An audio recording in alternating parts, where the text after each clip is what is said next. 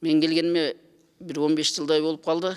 Эми Кудай насип экен, ошо келип иштеп калдым, ошол бойдон иштеп атам эми. Айганыч тайсылууну көрөлү. Жолду жаман даярданып атасыңарбы? Мен декорацияны коюп баштадым.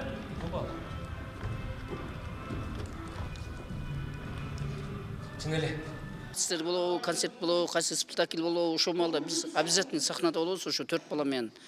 Көбүнчө бизде ошондой декорациялар келип калат, же болсо бирдемелерди ийилип бердейт, ошол маалда штангеттерди түшүрүп, ошолорду ийилип, аларды айткандай кылып, камсыз кылып, ошол жерде туруш биз милдетибиз да. Ошо концерт башталгандан аягына чейин ал жерден эч бир бала кетпейт дагы, бардыгы ошол жерде кызмат кылышат. Булар таш, бул очок, ошо үркүндө илгерки замандагы спектакль эмнелерге даярдык, ошо бүт бардыгы ошо эски замандын ошолорго окшоштуруп, ошолорду жасап, художник бизге тапшырат. Биз сахнанын ичинде ушуларды коюп, анан кийин спектакль башталат да. Жамалдин сен бул жакты көтөрүп, гүлдөрдү ортого коюп койгула, бир аз ортороок кылып туруп. Сен материалдарды ал жака алып кирсеңер, бүт бардыгы. Аны көтөрүп, гүлдөрдү ортого коюп дегендей. Материалдарды ичкериге жыйнаштырып алсаңар, бүт бардыгы. Канатка! Ой, Мон көтөрүлүп айтам мен. мына жыгы жатат, жыгы барып жардам берет. Жыгы жардам бер. Кайсыны? Мон көтөрүш бул.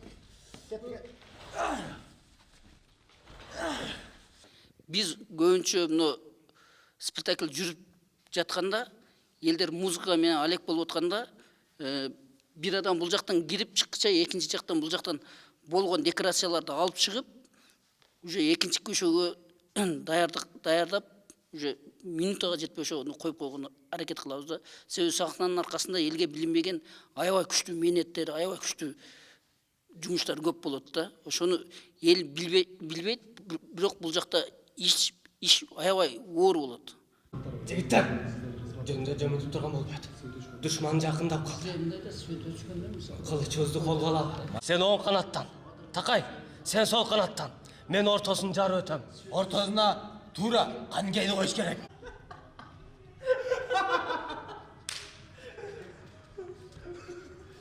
Эми мен мектепте окуп жүргөндө эле ушундай искусствого кыйын кызыгат элем да. Себеби бул театр деген адамдын жан дүйнөсү да. Буну көргөн адам өзүнчө бир рахат алып, өзүң эркин сезип, анан мындайча айтканда жашарып дагы жүрөсүң да. Бирок түйшүгү аябай оор болгон менен сахнанын өзүнчө бир керемети бар.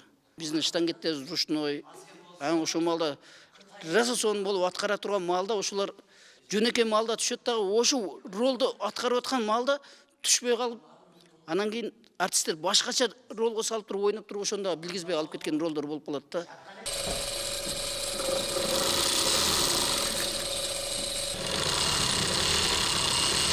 Кийимдерди художниктин заказ боюнча тигебиз. Ошол менен эле катар режиссер келип бизди карап, ушу кийимдерди дагы кылып турат, өзүнүн кеңешин берип турат.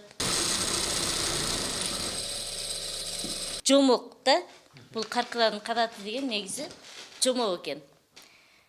Ошончо жомок стилинде тигилди, бул жомок стилинде даяр эле болуп калды почти. Кийип, ойноп көрсө болот да. Бул байланган нерси ошо берилгендикти билдирет экен да. Баягы аркасында да обиси бар, оби деп коет экен.